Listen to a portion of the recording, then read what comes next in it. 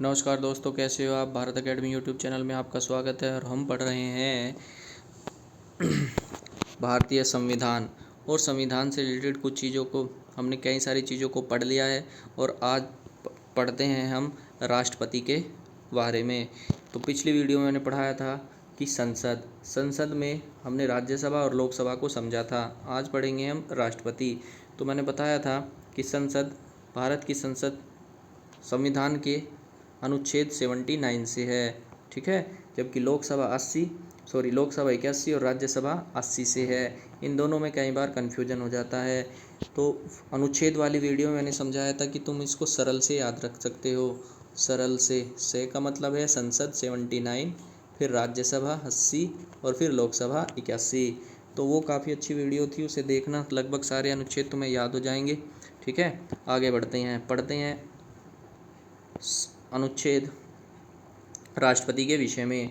भाग 5 राष्ट्रपति भाग 5 का संविधान के भाग 5 से है, जिसको संघ कहते हैं। अनुच्छेद 52 से 151 तक राष्ट्रपति के बारे में उल्लेख कहा गया है। देखते हैं। तो राष्ट्रपति भारत का प्रथम नागरिक कहलाता है। देश का संवैधानिक प्रधान होता है। राष्ट्रपति केवल नाम मात्र का कार्यपालिका का प्रमुख होता है। तो कार्यपालिका का पढ़ाया था कि ये नाम मात्र का होता है, जबकि कार्यपालिका का वास्तविक प्रमुख प्रधानमंत्री होता है। तो ये बात याद रखनी तुम्हें, कौन होता है? प्रधानमंत्री। अनुच्छेद 52 से भारत का एक राष्ट्रपति होगा, ठीक है। 53 अनुच्छेद 53 कार्यपालिका की शक्ति किसमें है? संघ की कार्यपालिका की शक्ति अनुच्छेद 53 में, और संघ की कार्यपालिका की शक्ति राष्ट्रपति में निहित है। ये याद रखना, भारत की इस कार्यपालिका की शक्ति किस में निहित है? राष्ट्रपति में। औपचारिक कार्यपालिका अध्यक्ष ऑफिशियली कौन होता है? राष्ट्रपति।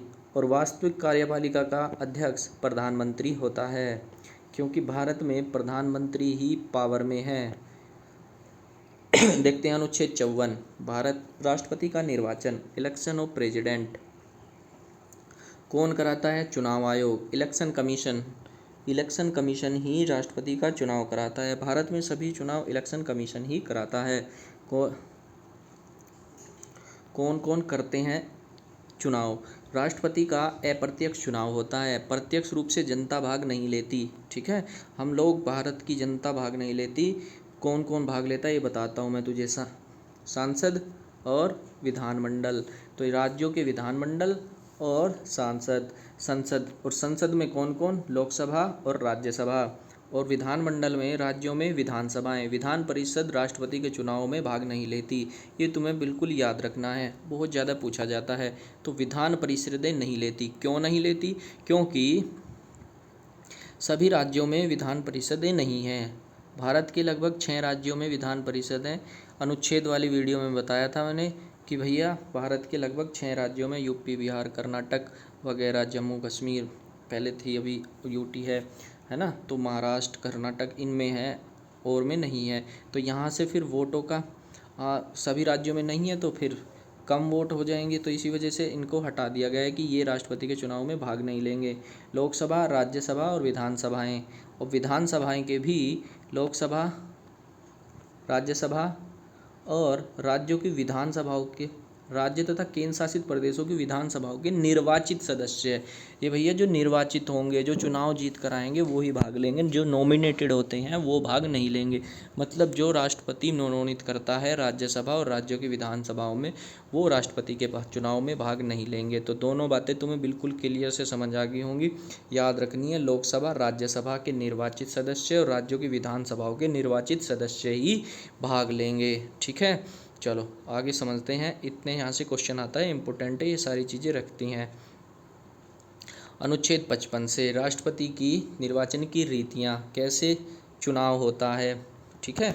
तो ये बातें बता रहे हैं। पहले है एकल संक्रमणीय मत पद्धति। यही क्वेश्चन में आता है कि कौन कौन सी पद्धति है। एकल संक्रमणीय मत पद्धति से चुनाव होता है राष्ट्रपति का, वो समझते हैं कैसे होता है, ठीक है। तो देखो, ये ईवीएम तो देख रहे हो, इलेक्ट्रॉनिक वोटिंग मशीन, ठीक है। इसमें तुमने प्रेस किया होगा और ये जिसके नाम के सामने तुम प्रेस करोगे वो मतदान हो जाएगा उसके नाम के लिए। लेकिन राष्ट्रपति के चुनाव में ऐसा नहीं होता। तो क्या होता है, इसे समझते हैं। एकल संक्रमणीय मत पद्धति क्या है कि जितने मतदाता हैं, जितने मतलब राष्ट्रपति के लिए नामांकन है, मान लिया ABC है और 4 मैंने केस लिए हैं, 4 लोगों को वोटिंग करना है। कितने लोगों को? 4 लोगों को वोटिंग करना है। तो यहाँ पर एकल संक्रमणीय मतपत्ति की जो एक है ना, एक ये वाले ये भी ये चारों वोट देंगे ए को, चारों वोट देंगे ए को। मतलब इनको क्या देना है? अपना रेफरेंस देना है। मान लिया ये पहला व्यक्ति है, इसने पहले नंबर पर ए को चुन लिया कि मुझे प्रधानमंत्री ये राष्ट्रपति पहिया ए नंबर पर, दूसरे पे बी चाहिए मुझे तीसरे नंबर पे, और दूसरे नंबर पे आ जाना चाहिए मेरी तरफ से सी।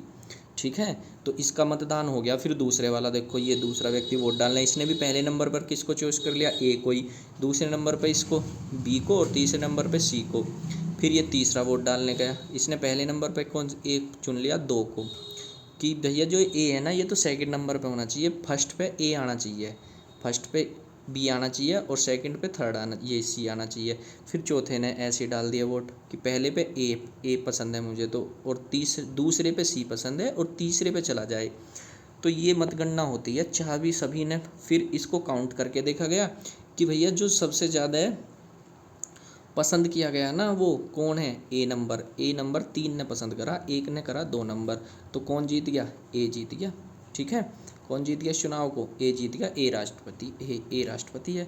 ठीक है, लेकिन कई बार ऐसा होता है, दूसरी इस स्लाइड से समझ आता हूँ मैं, कि भैया वोटिंग तो हुआ यहाँ पे, लेकिन ए को 2 ने तो यहाँ पसंद कर दिया और 2 ने 2 नंबर पे पसंद कर दिया। तो मतगणना क्या होगी? बराबर होगी। मतगणना क्या होगी? बराबर होगी एक में। ठीक है, तो यहाँ पे फिर क्या से होगा? दूसरे चरण की मतगणना होगी। दूसरे चरण की मतगणना पहले से क्लियर ही नहीं हो पा रहा था, सब ने किसी आधों ने 2 ए को पसंद कर रखा, उतने ही वोट बी के पसंद में आ रहे थे। तो दूसरे चरण की मतगणना से पता चल रहा है यहाँ 2 ने ए को पसंद कर रहा, तो ये कौन जीत जाएगा? ये बी वाला जीत जाएगा। ठीक है, ये होती है एकल संक्रमणीय मत पद्धति। तो बिल्कुल तुम्हें समझ में आया होगा, एकल संक्रमणीय मत पद्धति है कि वोट सबको डालना है, बस तुम्हें चॉइस करके डालनी है। आगे बढ़ते हैं। अनुच्छेद 56 राष्ट्रपति के कार्यकाल का, टाइम ऑफ प्रेसिडेंट। तो राष्ट्रपति के पद ग्रहण की तिथि से 5 वर्षों की, तो राष्ट्रपति का कार्यकाल कितना है? 5 साल का। अनुच्छेद 57 से पुनः निर्वाचन की पात्रता, एबिलिटी टू री इलेक्शन, यानी एक बार राष्ट्रपति बनने के बाद दोबारा राष्ट्रपति चुना जा सकता है, चुनाव भी लड़ सकते हैं, चुना भी जा सकता है। ठीक है, तो इम्पोर्टेंट है ये याद रखना, अनुच्छेद 57 से राष्ट्रपति दोबारा भी चुनाव लड़ सकते हैं। अनुच्छेद एकमात्र राष्ट्रपति 2 बार बने, कौन? हमारे राजेंद्र प्रसाद जी 2 बार बने थे, 2 बार चुनाव लड़ सकता है ना, तो याद रखना इस बात को। अनुच्छेद 58 राष्ट्रपति के पद व योग्यता। तो राष्ट्रपति के चुनाव के लिए योग्यता, भारत का नागरिक हो, नाम सीधी सी बात है, सब भारत के नागरिक है। ठीक है भैया, 35 आयु कर चुका हो तो कोई ऐसी बड़ी बात नहीं, सब करें 35 आयु तो कोई भी राष्ट्रपति बन सकता है सब। नेक्स्ट, लोकसभा का सदस्य बनने की योग्यता रखता हो, मतलब भैया लोकसभा में सदस्य बनने की योग्यता रखता हो, सब रखते हैं भैया लोकसभा में सदस्य बनने की योग्यता। ठीक है, तो यह मेन इंपॉर्टेंट अभी तक क्या है? 35 याद रखना, राष्ट्रपति की 35 है, कल बता के आया था मैंने। लोकसभा में 25, राज्यसभा में 30। लोकसभा की कितनी है? 25 और राज्यसभा की 30 है। प्रधानमंत्री की फिर कितनी होगी? 25 और राष्ट्रपति की हमारी 35 है। एज से क्वेश्चन आता है, वेरी वेरी इंपॉर्टेंट है, याद रखना है। एक लोकसभा के सदस्य बनने की योग्यता रखता है, लाभ के पद पर ना हो, कोई सरकारी वरकारी काम ना करता हो। तो आसान है ना सारी चीज़ें राष्ट्रपति के लिए, लेकिन जो मेन चीज़ है वो बताता हूँ। तो भैया अगर राष्ट्रपति बनना ना तुम्हें, तो निर्वाचक मंडल के लिए जब तुम फॉर्म भरने जाओगे ना राष्ट्रपति का, तो 50 प्रस्तावक और 50 अनुमोदक तुम्हारे साथ होने चाहिए। अब प्रस्तावक और अनुमोदक समझाता हूँ क्या है। तो भैया 50 प्रस्तावक यानी 50 सांसद और 50 विधायक जो भैया क्या, यानी विधानसभाओं के और ये लोकसभा के। तो 50 विधायक और 50 सांसद उस फॉर्म को साइन करने चाहिए कि भैया हम इस आदमी को अपना क्या दे रहे? समर्थन, कि ये चुनाव लड़ सकता है, तो उसका फॉर्म एक्सेप्ट किया जाएगा, वरना उसका फॉर्म रिजेक्ट कर दिया जाएगा, वो किसी से नहीं भर सकता, वैलिड नहीं होगा। तो प्रधानमंत्री के फॉर्म भरने के लिए ये सब चीज़ें तो चाहिए ही, प्लस 50 प्रस्तावक और 50 अनुमोदक। तो ये कौन ला के देगा? ये कोई पार्टी ला के देगी। इसी वजह से राष्ट्रपति को किसी न किसी पार्टी से जुड़ना पड़ता है। कौन दिलाएगी भैया? या तो कांग्रेस दिलाएगी या बीजेपी दिलाएगी। ठीक है, इन्हीं के पास तो हैं विधायक और सांसद, समझ पा रहे होंगे तुम। ठीक है, चलो। तो राष्ट्रपति के लिए योग्यता क्या क्या चाहिए ये सब मैंने 35 साल की एज, अनुच्छेद 59। ठीक है, राष्ट्रपति के लिए पद के लिए शर्तें, 1500 रुपये, 15,000 की जमानत राशि देनी पड़ती है चुनाव के लिए। 15,000 रुपये की राशि, पागल न हो, दिवालिया न हो। ये सब जानते ही हो तुम। दिवालिया का क्या मतलब है कि भैया उसकी उसने जो संपत्ति है ना, उससे ज़्यादा सरकार का लोन वोन ना ले रखा हो। ठीक है, नेक्स्ट है राष्ट्रपति की शपथ। राष्ट्रपति की शपथ सुप्रीम कोर्ट का मुख्य न्यायाधीश दिलाता है। कौन दिलाता है राष्ट्रपति को शपथ? मुख्य न्यायाधीश दिलाता है। और सुप्रीम कोर्ट के न्यायाधीश की अनुपस्थिति में कोई भी वरिष्ठ न्यायाधीश शपथ दिला देता है। किसको? राष्ट्रपति को। अनुच्छेद 61 से महाभियोग। ठीक है, महाभियोग। तो ये सब बनाने की प्रक्रिया तो तुम सीख लिए, अब थोड़ा हटाने की प्रक्रिया सीख लो। मैंने वहाँ भी बताया था राष्ट्रपति पर महाभियोग। जब राष्ट्रपति तो कब लगता है? राष्ट्रपति को अपने पद से कैसे हटाया जा सकता है? जब राष्ट्रपति किसी राष्ट्र के प्रभाव में आ जाए। कब हटेगा महाभियोग? कब लगेगा? जब राष्ट्रपति किसी दूसरे राष्ट्र के प्रभाव में आ जाए। जैसे हमें लगे कि हमारा जो राष्ट्रपति है ना वो चीन के साथ मिल गया। ठीक है, तो हम उसके खिलाफ क्या लाएंगे? महाभियोग ले आएंगे। तो जब हटा सकता है। दूसरा, संविधान का अतिक्रमण करने लगे। अतिक्रमण मतलब संविधान की बात ना माने, उसके रूल ना चलाए, अपनी अपनी चलाए, तो भाई वहाँ से वो अतिक्रमण होता है। इसमें राष्ट्रपति के खिलाफ क्या लाया जा सकता है? महाभियोग। अब महाभियोग कैसे कैसे लाया जा सकता है? महाभियोग की प्रक्रिया समझ लेते हैं। संसद के किसी भी सदन में राष्ट्रपति पे महाभियोग लाया जा सकता है, यानी किसी भी सदन में ले आओ तुम, राज्यसभा में, लोकसभा में। ठीक है, लोकसभा में ले आओ या राज्यसभा में ले आओ। महाभियोग लाने से पहले राष्ट्रपति को 14 दिन पहले तुम्हें बतानी पड़ेगी। ठीक है, ये भी इंपॉर्टेंट चीज़ है। कितने दिन पहले? 14 दिन पहले, कि भाई हम तेरे खिलाफ क्या ला रहे? महाभियोग। तूने संविधान का उल्लंघन कर दिया, अतिक्रमण कर दिया है। तो पाकिस्तान के प्रधानमंत्री से या राष्ट्रपति से मिल गया, अब तुझे हम राष्ट्रपति नहीं रखेंगे। ठीक है, ये 14 दिन पहले। और जिस सदन में ला रहे हैं ना तुम महाभियोग, जिस सदन में ला रहे उसके 1/4 सदस्यों को हस्ताक्षर करना पड़ेगा। ठीक है भैया, हम सहमत है राष्ट्रपति के खिलाफ महाभियोग लाया जाए। ठीक है, दूसरी बात समझते हैं। संसद जिस सदन में प्रस्तावित हुआ है उस सदन के 2/3 प्रस्तावित के बहुमत हो और उसके बाद दूसरे सदन के 2/3 बहुमतों को पास हो, तब जाकर राष्ट्रपति अपने पद से हटाया जा सकता है। ठीक है, तो 2/3 बहुमत से पास हो जाना चाहिए वो दोनों सदनों में। तो राष्ट्रपति के खिलाफ क्या लाया जाएगा? महाभियोग लग जाएगा, और वो क्या है, उसे अपने पद से इस्तीफा देना पड़ेगा। तो समझ पाए होंगे तुम। कभी कभी क्वेश्चन पूछ लिया जाता है कि कौन से सदन में लाएं, कौन से में न लाएं। अब देखते हैं राष्ट्रपति के अधिकार और उसकी शक्तियाँ, क्या क्या अधिकार है और शक्तियाँ। ठीक है, नियुक्ति की शक्ति। पहला, प्रधानमंत्री की नियुक्ति। प्रधानमंत्री की नियुक्ति कौन करता है? राष्ट्रपति। प्रधानमंत्री के सलाहकार पर मंत्रिपरिषद, जो मंत्रिपरिषद कौन कौन उसका मंत्री, ये भी सब नियुक्ति कौन करता है? राष्ट्रपति। सर्वोच्च न्यायालय के मुख्य न्यायाधीश की नियुक्ति कौन करता है? राष्ट्रपति। नियंत्रक महालेखा परीक्षा, मैंने बताया था कैग 148 से कौन होता है? नियंत्रक महालेखा परीक्षा की नियुक्ति राष्ट्रपति। राज्यपालों की नियुक्ति कौन करता है? राष्ट्रपति। विधायी शक्ति, कानूनी शक्तियाँ देख लेते हैं। राष्ट्रपति को क्या क्या यहाँ से क्वेश्चन बन जाता है। राष्ट्रपति के हस्ताक्षर के बिना कोई विधेयक कानून नहीं बनता। पहले कोई विधेयक, पता ही है तुम्हें, बताया था मैंने कि पहले अगर तुम्हें कोई कानून बना दो, पहले लोकसभा में या फिर राज्यसभा में। बिल पहले लोकसभा में आएगा, फिर राज्यसभा में, यहाँ से पास होने के बाद राष्ट्रपति के पास, और राष्ट्रपति मोहर लगा देता है तो कानून बन जाएगा। बिना राष्ट्रपति के मोहर के कानून नहीं बनने का। राष्ट्रपति के दोनों सदनों की संयुक्त अधिवेशन, तो दोनों सदनों की संयुक्त अधिवेशन 108 से, अनुच्छेद 108 से किसको अधिकार है? राष्ट्रपति को। लोकसभा को भंग करने संबंधी अधिकार, अगर कोई पार्टी अपना बहुमत खो दे तो लोकसभा को भंग करने का अधिकार किसको? राष्ट्रपति को।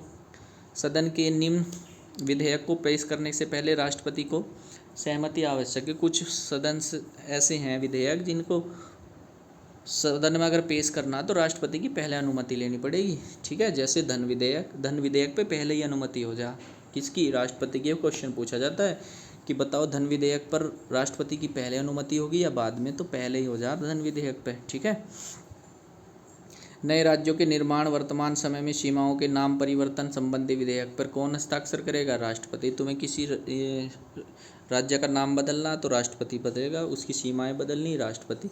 संचित निधि में व्यय वाले विधेयक पर, संचित निधि से अगर तुमसे पैसे निकालने तो राष्ट्रपति क्या करेगा उस पर? संचित निधि पे व्यय के वाले विधेयक पर राष्ट्रपति के साइन पहले ही चाहिए। तुम्हें पता संचित निधि क्या है?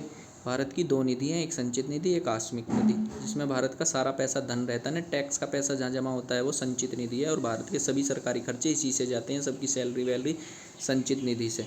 ठीक है, तो मान लिया तुम्हें संचित निधि से 2 करोड़ रुपये निकालने, ठीक है, तो 2 करोड़ रुपये निकालने के बाद निकालने के लिए पहले ही तो संचित निधि पर राष्ट्रपति के साइन करवाओगे कि हमें पैसे निकालने हैं यहाँ से। जब तुम 2 करोड़ रुपए निकाल लोगे फिर काहे के साइन रहेगी राष्ट्रपति के? तो भैया ऐसे विधेयक पे पहले ही साइन हो जावे, किस पे? संचित निधि के पे। ठीक है, संसद के सदस्यों को मनोनीत करने की व्यक्ति बताया था कि राज्यसभा में 12 को मनोनीत कर सकता है, लोकसभा में 2 एंगल भारतीय समुदाय को मनोनीत कर सकता था, लेकिन संविधान के अनुच्छेद संशोधन 104 के एंग्लो इंडियन का आरक्षण अब खत्म कर दिया गया है। इम्पोर्टेंट है, ये याद रखना।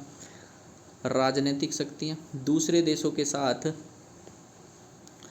समझौते या संधि राष्ट्रपति के नाम से ही होते हैं। अगर तुम्हें किसी दूसरे देश से समझौता या कुछ अनुबंध करना ना, तो मोहर तब तक नीचे माननी होगी जब तक राष्ट्रपति मोहर ना लगा दे, तो राष्ट्रपति के साइन से ही होंगे।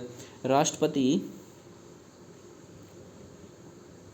विदेशों के लिए दूतावास की नियुक्ति और भारत में विदेशों के राजदूतों की नियुक्ति का अनुमोदन करता है। भारत से कोई राजदूत दूसरे देश में हमारे देश का नियुक्त हो रहा तो राष्ट्रपति बताएगा, और भारत विदेश का राजदूत नियुक्त हो रहा तो उसका अनुमोदन भी कौन करेगा? राष्ट्रपति। ये दोनों शक्तियाँ किसके पास है? राष्ट्रपति के पास है। सैन्य शक्ति, सैन्य शक्ति को देख लेते हैं। बिना राष्ट्रपति के हस्ताक्षर के किसी देश से युद्ध न तो शुरुआत की जा सकती है और न ही ख़त्म किया जा सकता है। तो सही बात है, अगर किसी राष्ट्र तुम्हें युद्ध करना ना तो राष्ट्रपति हस्ताक्षर करके देगा कि युद्ध स्टार्ट हो जाए, और ठीक है, जब युद्ध समाप्ति की घोषणा भी कौन करेगा? राष्ट्रपति। इम्पोर्टेंट है। सैन्य बलों का सर्वोच्च सेनापति में सन्निहित है, तो तीनों सेनाओं का जो सरमुख है ना वो कौन है? राष्ट्रपति होता है। समझाता हूँ, यहाँ से क्वेश्चन पूछे जाते हैं। थल सेना, वायु सेना, अब तीनों सेनाओं का जो प्रमुख है एक पद बनाया गया था, चीफ ऑफ डिफेंस स्टाफ। इन तीनों के ऊपर कौन होता है? Chief of defence staff. और इसके ऊपर कौन होता है? रक्षा मंत्री, हमारा एक रक्षा मंत्री। और सबसे ऊपर कौन है? राष्ट्रपति। तो तीन सेना बलों का सर्वोच्च राष्ट्रपति में सन्निहित है। तो राष्ट्रपति, रक्षा मंत्री, चीफ ऑफ डिफेंस और तीनों थल सेनाएं और थल सेनाओं के तीनों प्रमुख, ये एक क्रम होता है तीनों सेनाओं का। तो समझ पाए होंगे। ठीक है, डायग्राम से तुम आगे बढ़ते हैं। तो राष्ट्रपति के अधिकार और शक्तियाँ, तो यहाँ से देखते हैं राष्ट्रपति के अधिकार और शक्तियाँ से। देखो भैया, राष्ट्रपति के अनुच्छेद 72 के अंतर्गत किसी भी अपराधी को दंड या क्षमा कर सकता है। तो क्षमादान, अनुच्छेद 72 याद रखना, ये डायरेक्ट क्वेश्चन ऐसे भी पूछ लेता है कि बताओ क्षमादान किस अनुच्छेद से है? अनुच्छेद 72 से राष्ट्रपति क्षमा कर सकता है। विशेष शक्तियों में देखते हैं राष्ट्रपति की। राष्ट्रपति को गिरफ्तार नहीं किया जा सकता। इम्पोर्टेंट है, ये बात याद रखना। अगर भैया राष्ट्रपति कोई भी केस है तो राष्ट्रपति को गिरफ्तार ही नहीं कर सकते। ठीक है, क्योंकि राष्ट्रपति को क्या है? क्षमादान की शक्ति है, वो तो क्षमा कर देगा अनुच्छेद 72 से। राष्ट्रपति पर फौजदारी मुकदमे, क्रिमिनल केस नहीं चलाए जा सकते।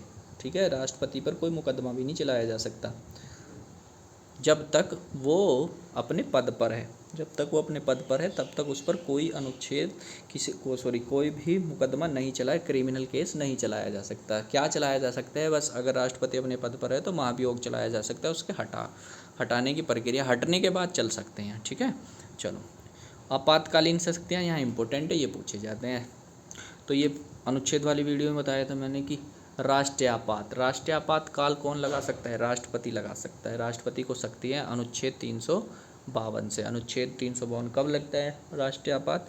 जब हमारे देश का किसी दूसरे देश से युद्ध चल रहा हो या कोई आंतरिक विद्रोह इतना बढ़ गया हो कि वहाँ की सब कुछ अस्त व्यस्त हो गया हो, तो ऐसे समय में राष्ट्रपति वहाँ पर क्या लगा देता है? आपातकाल की घोषणा कर देता है। ठीक है, उसके बाद राष्ट्रपति शासन, अनुच्छेद 356। ठीक है, तो 356, जब किसी राज्य की कानून व्यवस्था बिगड़ जाए या किसी मतलब प्रशासन के हाथ से कानून व्यवस्था ना संभल रही हो, तो वहाँ पर राष्ट्रपति क्या करेगा? राष्ट्रपति शासन लगा लेगा। और अब वहाँ पर केंद्र की ताकत किसके हाथ में आ जाएगी? केंद्र सरकार के। वो देखेगी कानून व्यवस्था कैसे नहीं चल रही है। नेक्स्ट है वित्तीय आपातकाल, अनुच्छेद 360। तो 352, 4, 356 और 4 जोड़ के 360 ये आपातकाल हैं भारत के। तो वित्तीय आपात 360 से ये आपातकाल आज तक भारत में लगा नहीं है। ये कब है? जब भारत की या किसी देश की आर्थिक स्थिति बिल्कुल ख़राब हो जाए, ये तब लगता है। ठीक है, आज तक लगा नहीं है। पूछ लिया जा सकता है कौन सा आपातकाल भारत में आज तक नहीं लगा, तो भैया ये वित्तीय आपातकाल आज तक भारत में नहीं लगा। तो इतनी बातें तुम समझ पाए होंगे। मैंने काफ़ी सारी चीज़ों को क्लियर किया है वीडियो में। देखो लास्ट में कुछ चीज़ें और समझते हैं। यहाँ से कभी कभी क्वेश्चन आ जाता है वन लाइनर। भारत का प्रथम राष्ट्रपति सबको पता है, डॉक्टर राजेंद्र प्रसाद। भारत के प्रथम राष्ट्रपति कौन बने थे? 2 बार चुने गए ये। एकमात्र व्यक्ति जो 2 बार राष्ट्रपति, राजेंद्र प्रसाद चुने गए थे। भारत की पहली महिला राष्ट्रपति प्रतिभा सिंह पाटिल। ठीक है, निर्विरोध चुने जाने वाले राष्ट्रपति नीलम संजीव रेड्डी। ये भैया नीलम संजीव रेड्डी निर्विरोध राष्ट्रपति चुने गए थे एक मत। पहले मुस्लिम राष्ट्रपति डॉक्टर जाकिर हुसैन। राष्ट्रपति जिनकी मृत्यु कार्यकाल के दौरान हुई थी, डॉक्टर जाकिर हुसैन और फरुखुद्दीन अली अहमद। ये दोनों कैसे थे? इनकी मृत्यु राष्ट्रपति पद के दौरान हो गई थी। ठीक है, तो लगभग मैंने सारी चीज़ों को लगभग कवर करने की कोशिश की है ना। तो तुम्हें समझ आई होगी सब चीज़ें। अगर वीडियो अच्छी लगी हो तो प्लीज़ लाइक शेयर कर देना। Thank you. मिलते हैं नेक्स्ट वीडियो में।